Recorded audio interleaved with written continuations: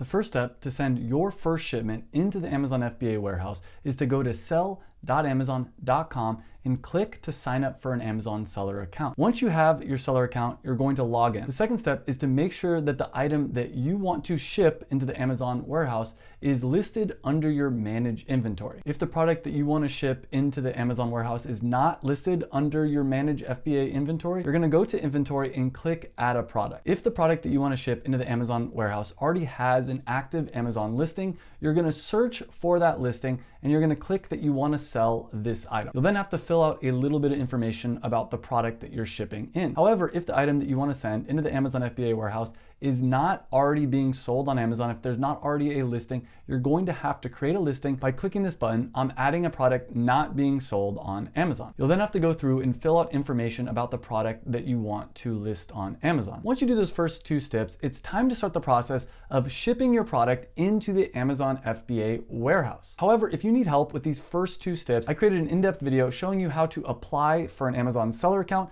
as well as another video that goes in-depth showing you how to properly list your product on Amazon. But once you have your seller account and your product is added to your manage inventory, you're going to click on manage inventory and you're going to scroll down and find the product that you want to send to the Amazon FBA warehouse and click on this little drop down next to the edit button. You'll then select send/replenish inventory. Now, if you don't see this option, it may be because you currently have your item set to be fulfilled by merchant, and you'll need to switch that. And the way to change that is to click this button that says change to fulfilled by Amazon. And to show you how to ship your products into the Amazon warehouse, I'm gonna use a real example of a real product I'm selling called Carnivore Electrolytes, which is listed here. And we're gonna click on send and replenish inventory. Now, warning, there are 5 huge mistakes I see new sellers making that end up costing them thousands of dollars and delaying their shipments and delaying when they actually start getting sales. But pay attention and I'll show you how to avoid the 5 most common mistakes I see new sellers making when trying to ship their products into the Amazon warehouse. And right here is the first mistake. Most people end up selecting the wrong ship from address.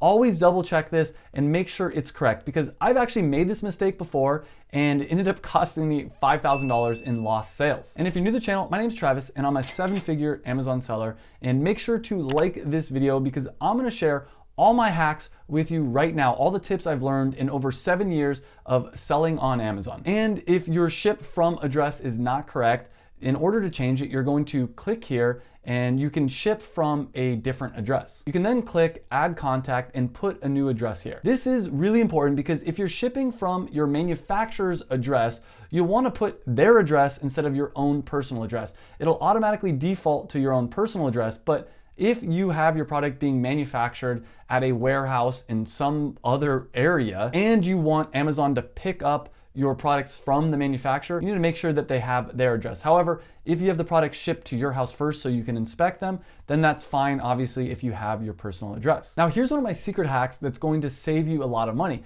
If you're shipping products from China, if your manufacturer is overseas in a place like China, and you want to ship it directly from them into the Amazon warehouse, you might want to find an address that you can use as your ship from address that's located in California. That way, Amazon is going to pick an Amazon FBA fulfillment center, a storage warehouse that is located in California, and California is very close to China. And this will save you money because if, for instance, you live on the East Coast or in the middle of the United States and you have that as your ship from address, Amazon's going to select a fulfillment center in the middle of the United States or on the East Coast.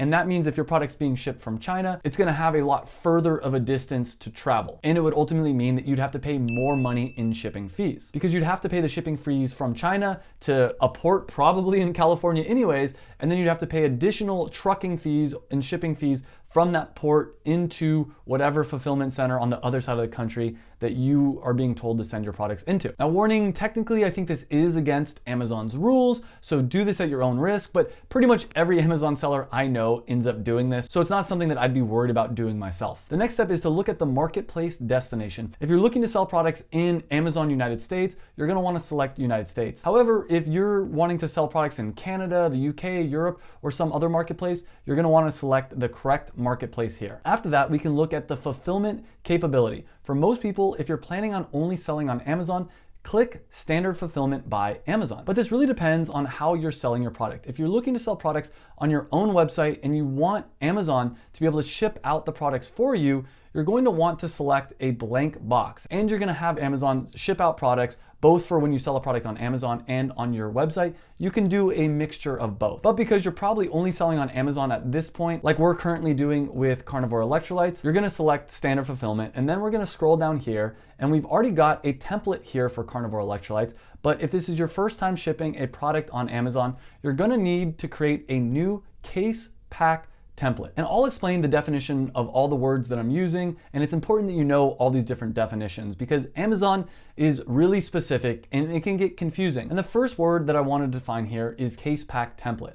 And when I say case pack, it means a container that's going to hold multiple of your units. And with Carnivore Electrolytes, we don't just ship in one at a time. We have a big box where we put around 40 plus of our tubs in. And we're going to be giving Amazon the dimensions of our case pack and creating a template because we're probably going to send in the same number of units and the same size every time we send in a shipment. However, if your product didn't already come in boxes and you need boxes in order to ship your product into Amazon, you can go into your local Walmart, order them from Amazon, or one of my favorite places to order boxes from at a discount is uline.com. And when you're creating your new template, there are a few things that can mess up new sellers. There's some big mistakes new sellers make. And here are some of the things to keep in mind because the Amazon warehouse has some specific requirements. You need to make sure that the case that you're shipping in has no side that is longer than 25 inches. So every side needs to be under 25 inches. And once you put all your units, all your product into the box, you need to make sure that that box does not weigh over 50 pounds. There are some other recommendations on Amazon's website. I'll put a link to all the recommendations down below. And to get started, you're going to give this template a name. So I'm going to call this Carnivore Test. And then we're going to have to select the number of units per box. And we put 45 tubs of Carnivore Electrolytes into every case that we send into Amazon. And then you'll type in the dimensions down here. And our box was 11 inches by 18 inches by 10 inches. And each case weighed 37.35 pounds. You're then going to look at the prep category, and for most products, there's no prep needed, but click on this and just look to see if there's anything special about your product. For instance, is it an adult item? Is it baby products? Is it fragile, glass? Is there liquids or anything where Amazon might need to know that there's more prep needed for your specific product? For us, and for most of you watching, there's no prep needed since we're selling a pretty simple product. So we're going to click to save that. Now I want to tell you about the second big mistake that I see so many Amazon sellers making. And this causes massive problems and delays down the road. So please pay attention here. And this mistake is not properly prepping your products. Now, how you prep your product is different from category to category. So if your product falls under one of the categories we talked about where prep is needed, I recommend you do research and find out what you need to do to prep your specific item. I'll put a link down below to an article that goes over how you need to prep your product depending on which of the prep needed categories it falls into. But another huge mistake I see new Amazon sellers make is labeling their product incorrectly. And I'm specifically talking about labeling the individual units. And labeling your units just means adding on your FN SKU to every single unit, every single product that you're going to be selling. And FN SKU stands for Fulfillment Network Stock Keeping Unit. And this is just a way for Amazon and the Amazon FBA warehouse to keep track of the stock of the products that you're selling. Now, this is different than a UPC code. A UPC code is a barcode that all products have, and it stands for Universal Product Code. And every product being sold has a UPC code. This is the barcode that they scan at Walmart or when you go into a store to identify what the product is. And this is different than an FN SKU. And the way you can think about this is every single product in the world has a UPC code, and that UPC code identifies that specific product. Now, FN SKU is different because let's say I bought a tub of laundry detergent and I decided I want to sell this on Amazon, and you bought a tub of laundry detergent, and let's say that you bought the same tub of laundry detergent and you also wanted to sell it on Amazon. Both these products would have the same UPC code. However, Amazon would give us both different FN SKUs to identify which of the units are your units and which of the units are my units. So you're gonna wanna add on your FN SKU to your product. If you're selling a product that was created by someone else, let's say you're doing retail arbitrage or wholesale, you're gonna wanna put your FN SKU sticker over top of the UPC code. However, if you're selling your own private label or passion product, you can print your FNSKU directly on your product, saving you the cost of having to create the stickers. And in just a minute, I'm gonna explain how to get your FNSKU and how to print them out as stickers if you're not able to print your FNSKU directly on your product. And I'll give you my hack for this in just a second, but I always recommend that you either put the stickers on yourself or you have the manufacturer print the FNSKU on. Just do not have Amazon label the units for you, because they're gonna charge you 50 cents per unit just to put on the FNSKU sticker. And in order to get your FNSKU, you're gonna go here and you're going to print your FNSKU labels. And you can put in how many units you need labels for.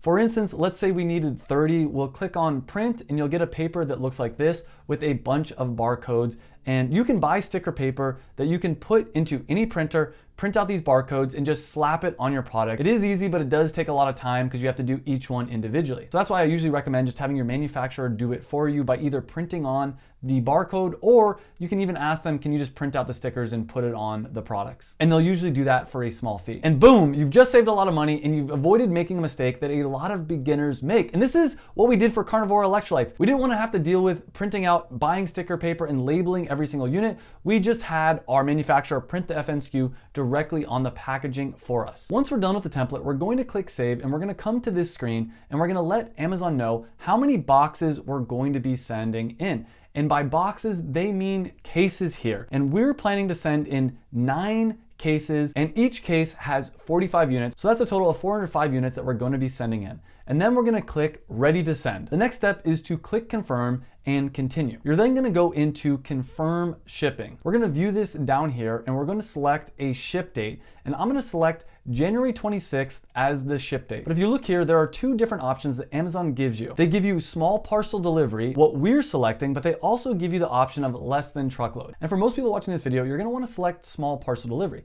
And let me explain the difference between small parcel delivery and less than truckload. With small parcel delivery, you're going to use this option if you're planning on putting your units into boxes and then going to UPS and dropping off those boxes, or having a UPS truck come to you to pick up those boxes. And this is most common if you're sending a small amount of inventory. On the other hand, if you're sending in a whole pallet of your product into the Amazon warehouse, you're gonna select less than truckload. And this is where a truck is gonna come to your house or to your manufacturer and pick up an entire pallet or multiple pallets of your product. Just make sure to confirm with your manufacturer, if you go with this option, that they're willing to accept a truck to come pick up the products. You'll also need to let them know to put your products on a pallet and to properly wrap it, and that's something I'll talk about later in this video. Now, this is another mistake I see people making. If you're sending in a lot of products into the Amazon warehouse, don't keep doing small parcel delivery. Start doing less than truckload and start sending in an entire pallet or multiple pallets. And this method of less than truckload is how I used to send my product, Performance Nut Butter, into the Amazon warehouse.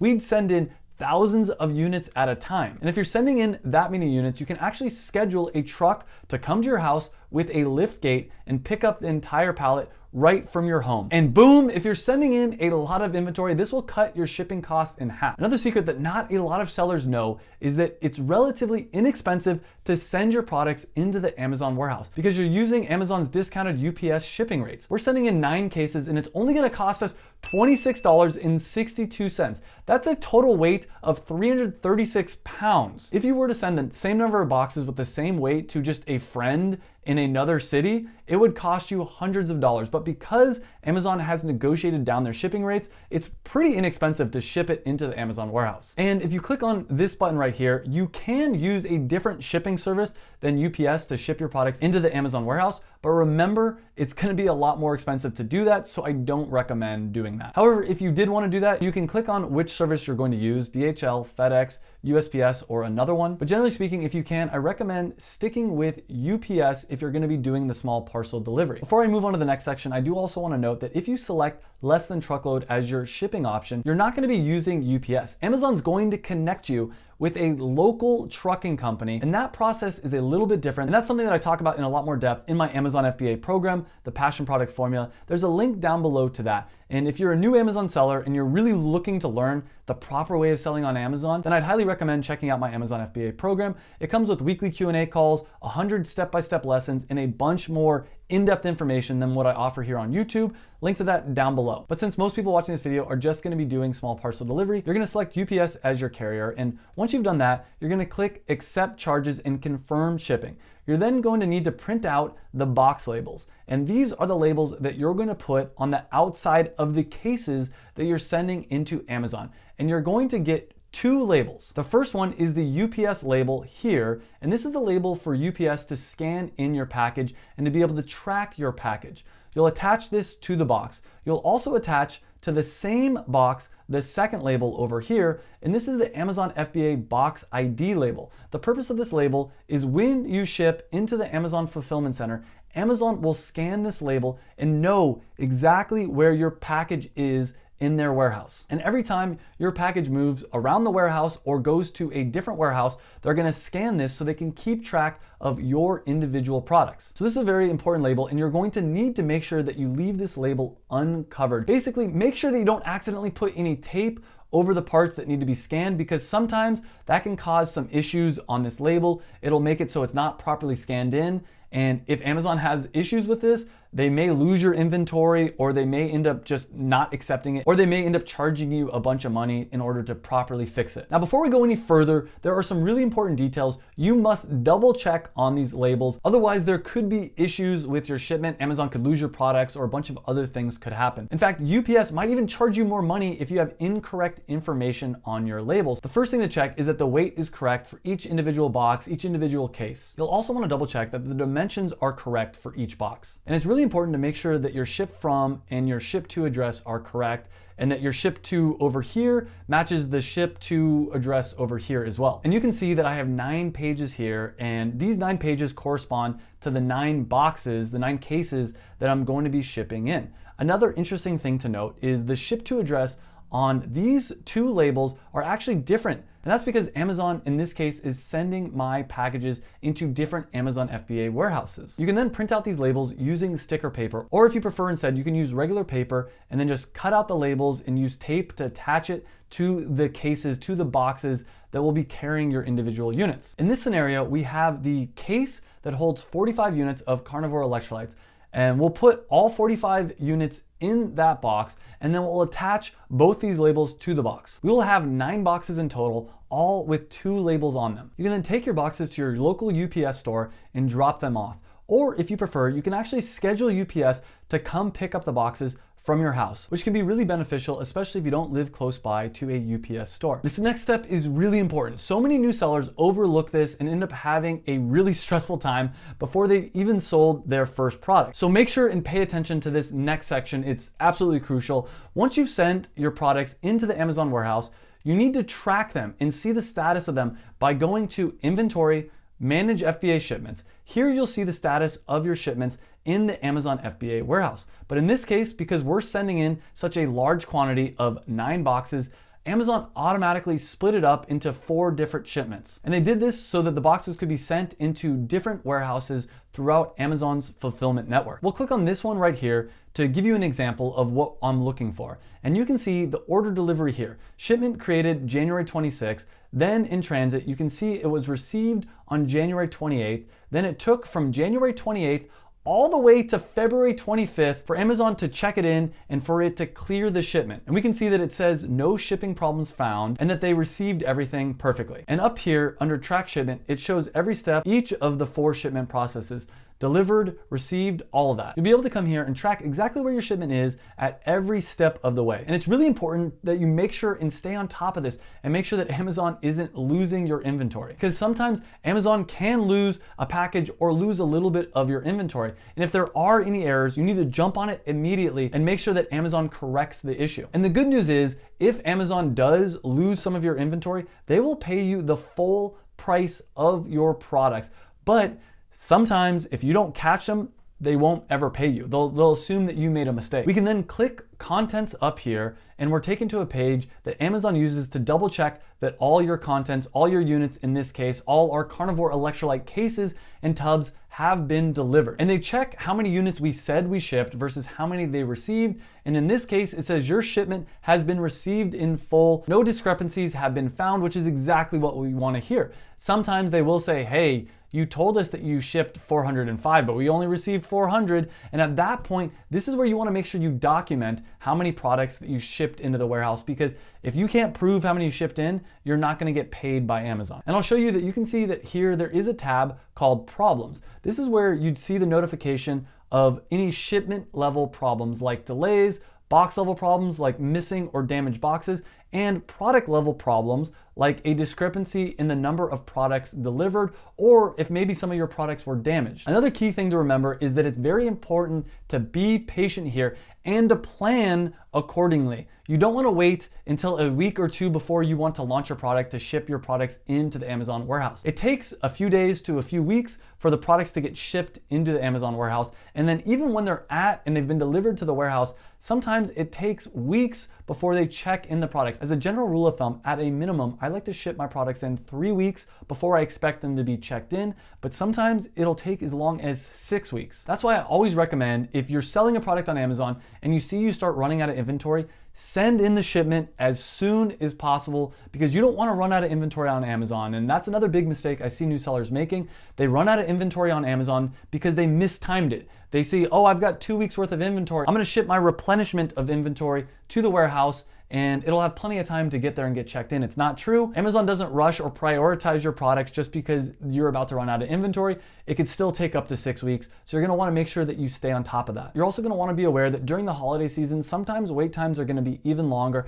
but usually 6 weeks is about the max I've ever heard of someone having to wait between shipping their products into the warehouse and the products actually getting checked in. But every once in a while, mistakes are made, inventory is lost, so you're gonna wanna be aware. And sometimes I also recommend only sending in half your inventory and then sending in the other half a couple days later. That way it's 2 different shipments, so if one gets lost, the other one's still gonna arrive okay. And under the status tab, there are a few different things that you might commonly see, and Amazon has a list of them that I'll put in the link down below, along with the definition of what the different statuses mean. Some common ones that you're gonna see for your status are that your product is in transit, which means that it's going to the Amazon warehouse. There's also delivered, which means it was delivered to the Amazon warehouse. But be careful, this sounds like a good thing. It sounds like you're done. That just means that it's been delivered to the Amazon warehouse, but no one's actually checked it in, meaning that they haven't even acknowledged that they've received it. It just means that UPS or your trucking company has said, hey, we dropped it off. The next stage is receiving, which means they've checked it in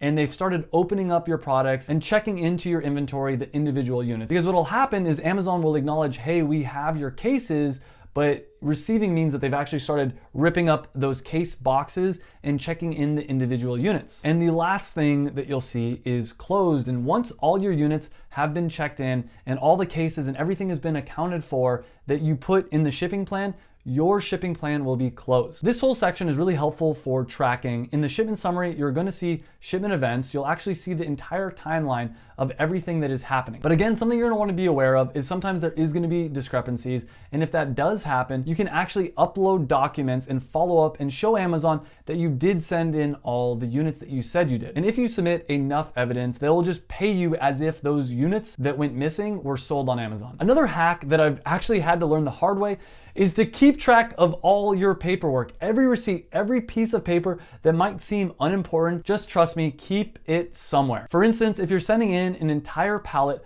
full of your product, you're going to have to go to the individual shipment summary and print out the BOL. BOL stands for Bill of Lading. It's a piece of paper that you're going to have to give to the truck driver when he comes to your house to pick up the pallet. This verifies that he's picking up the correct pallet. If you don't have all the paperwork you need, this can cause issues and you'll be charged a fee. When the truck driver picks up the pallet, he will also give you a receipt. Make sure that you put this receipt in a safe place, because if your units get lost, you need that receipt, you need that proof that you actually did send in that entire pallet. This happened to me. I sent in an entire pallet and Amazon was like, hey, we never received it. And I had misplaced my receipt. And this mistake would have cost me over $10,000, except for a couple months later, Amazon ended up finding that entire pallet. So luckily they ended up putting all those units into my inventory, but it did take a few months. So be very careful about that and make sure you keep all your receipts. Another important thing to note is on the bill of lading, there will be information about which trucking company is going to be coming to your house or your warehouse to pick up your pallet. I highly recommend calling that trucking company the day before they come to pick up the pallet. Because if they're picking up the pallet from your house, you're going to need to let them know that it's a residential address. meaning they're gonna send a smaller truck. Because if they try to send a giant truck, that's not gonna work. It's gonna cause a lot of issues. Also, if you don't have a forklift at your house, you're gonna have to let them know that they need to bring a truck that has a lift gate. A lift gate is a gate on the back that goes up and down and makes it easier to load pallets. If, however, you're sending the inventory from your warehouse, you're gonna wanna call your warehouse and ask them, hey, do you guys have a dock that trucks can come? Or do you have a forklift? Or do I need to send a truck that has a lift gate? You'll also wanna make sure you know what time they're gonna be getting there. If they're picking up the products from your house, you're gonna wanna make sure that you're gonna be home. And if they're picking up the pallets from your manufacturer, you're gonna wanna make sure that your manufacturer or one of the employees is around to help load the products onto the truck. There is one more huge mistake that new Amazon sellers make when sending in inventory, and that's sending in too much or too little inventory. If you send in too much inventory into the Amazon warehouse, your inventory just sits there and you're gonna be charged a fee every single month that you have inventory. So you don't wanna send in too much because you're gonna be paying extra money in storage fees. On top of that, they have what's called LTSF, or long-term storage fees. If your inventory is sitting in their warehouse for more than 6 months, they start charging you even more money. So I always recommend only sending in about 6 months worth of inventory at a time. On the flip side, if you send in too little inventory and start to have a lot of sales for your product on Amazon, you run the risk of running out of inventory, running out of stock. And this could cause a ton of issues. Amazon could even blacklist you or at a minimum, lower the rank of your product, meaning that you're gonna get less sales. I've seen this happen to people where they run out of inventory and they never recover. So you wanna be really careful that you don't run out of inventory, especially if you're in a competitive market. So you're always gonna wanna send in around 3 to 6 months worth of inventory. And when you start to get around that 3-month or 2-month mark, it's time to start sending in more inventory. This way you don't run out of inventory, but you also don't have to pay any of those long-term storage fees. And probably the most important part of this entire tutorial is I have a free 8-hour Amazon FBA step-by-step course for you. It's a YouTube video. All you have to do is click on this YouTube video. It's 100% free, and I'll show you step-by-step a bunch of the behind-the-scenes secrets that I've learned in the 10+ years that I've been an e-commerce entrepreneur. So click on that video. It's a complete free course tutorial, and I'll see you in the next video. Thanks for watching.